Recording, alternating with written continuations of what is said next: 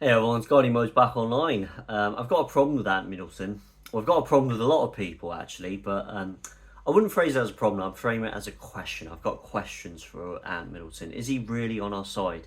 Is he part of that lot? Does he represent our community? Is he truly invested in tackling the problems that are currently present within our once beautiful capital city, London? Now, there's a lot of things going on. I've been doing a lot of thinking and contemplating. There's some red flags and issues that have flagged up revolving Ant Middleton, not necessarily directly involved with him, but it's things to do with the Reform Party as well.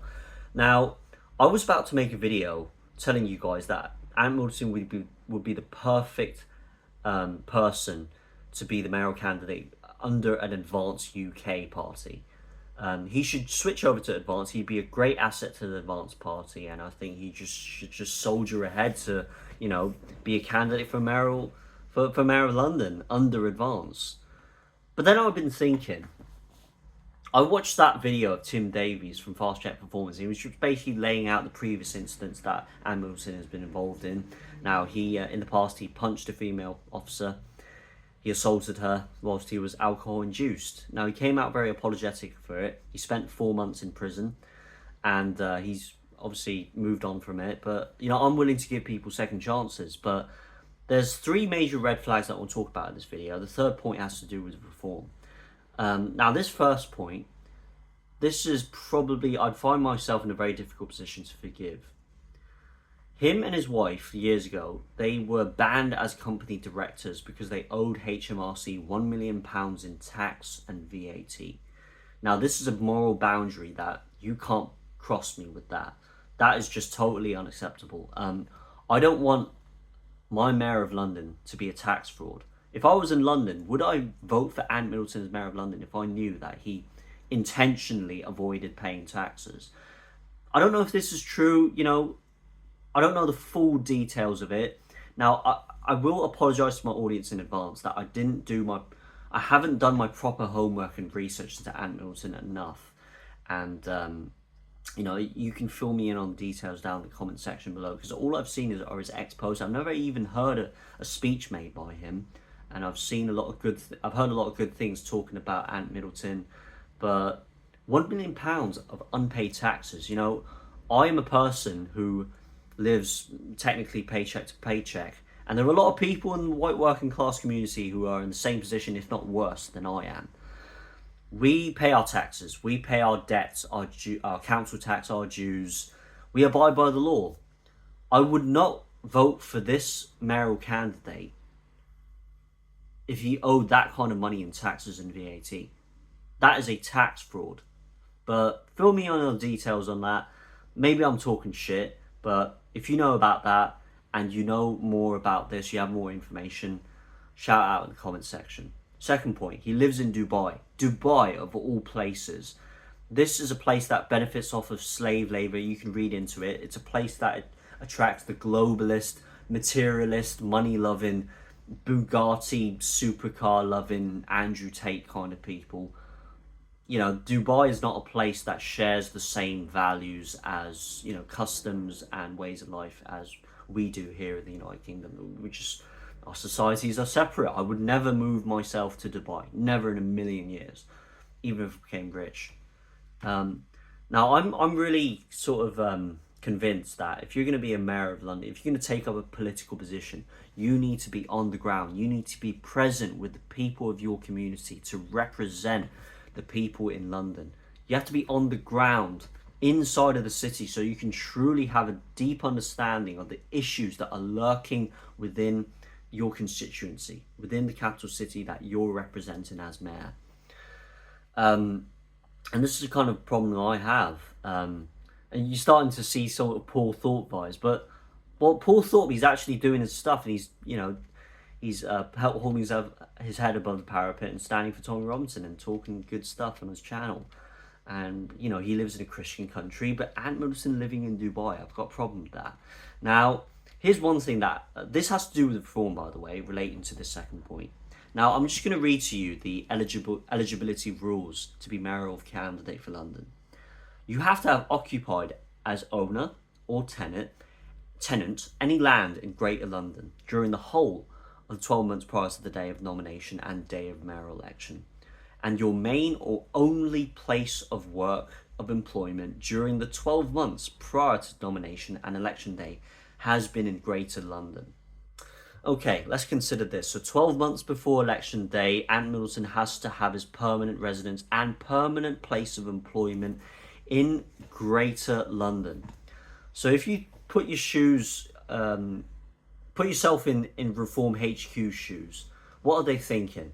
They're probably thinking, are we willing to stretch our resources to accommodate Ant Middleton, to arrange this sort of permanent residence and accommodation, a house for Ant Middleton to live in 12 months before he is elected for mayor? Is he going to hop between London and Dubai? What is going to happen to this kind of position? We're putting ourselves in a volatile position by considering this man, Ant Middleton, who has his permanent residence in Dubai. We don't want to stretch our resources just for this one person, Ant Middleton, to be mayoral candidate. Why don't we just chuck the position to Lila Cunningham? She's on the ground. She's permanently residing in London. Let's just give it to her. I'm not vouching my support for her, by the way, but wouldn't it be easier if you thought in Reform HQ's position to give it to a person who is on the ground in London and doesn't have this kind of volatile position, 1 foot in, 1 foot out? He's permanently residing in Dubai, and maybe 12 months before we can arrange something for him to live and work here in London. It's a bit of a stretch. We don't want our resources wasted. Why don't we just give it to Lila Cunningham? That's what I'm thinking. Yeah, that's a big problem. Third point, he still supports reform. Of all things that have happened, he's endorsed Tommy Robinson. He's voiced his support for his incredible journalistic integrity and his work. But reform, on the other hand, they haven't kicked him out. They haven't damaged his reputation. They haven't undermined his credibility in the same way that they've done with Rupert Lowe, Howard Cox, Ben Habib. Why haven't they done that? It's very strange, isn't it? You know, reform are willing to go out their way. Mohammed Yusuf is willing to go out his way to call the police, investigate Rupert Lowe, confiscate his guns, get him locked up, simply because Nigel Farage has a fragile ego and tall poppy syndrome. And he doesn't want anyone holding their heads above the parapet, above Nigel Farage's position. Now, maybe Reform are thinking, Nigel Farage might be thinking that Ant Middleton doesn't have an official position in Reform. He's not an MP, he's not a leader of anything, not a branch leader. So he's not a direct threat to Nigel Farage. He's not a direct threat to any of the Reform leaders or Mohammed Yusuf himself. So maybe there's this kind of political stalemate going on between Ant Middleton and Reform. Is that Ant Middleton, he's still voicing his support for Reform. He hasn't backed down in his support for the Reform Party. So it's kind of this situation where if you don't chat shit about us, we won't undermine your credibility and damage your reputation. Maybe that's something going on. And consider this. Maybe Reform have learnt from the Mohammed Yusuf incident.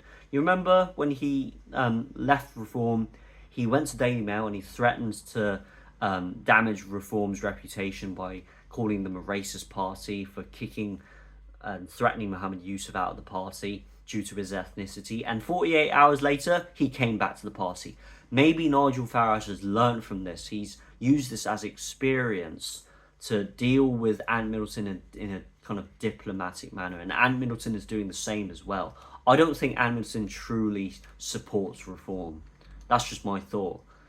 But there's something going on, because the lengths that Ant Middleton has gone to openly voice his support for Tommy, and he's coming on the 13th of September to come on stage to speak at that free speech festival.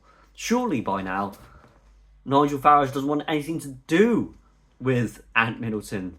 Everyone who succumbs to the Tommy Robinson syndrome, they get booted out and kicked out of Reform, no matter their position. So why has Ant Middleton why hasn't he been kicked out? That's a really serious looming question in my mind. So Ant Middleton, does he have skeletons behind his closet? We'll find out. I'm not saying I don't support the guy. I love his posts, and I love the position that he's in. I'm willing to listen to his speech that he's going to give at that Tommy Robinson rally, but I want to gauge his speech. I want to see the observations that people are making that rally and that kind of response to his speech. I want to see the audience and how they react to the things he's saying. Is he going to be telling people to continue supporting reform in that speech?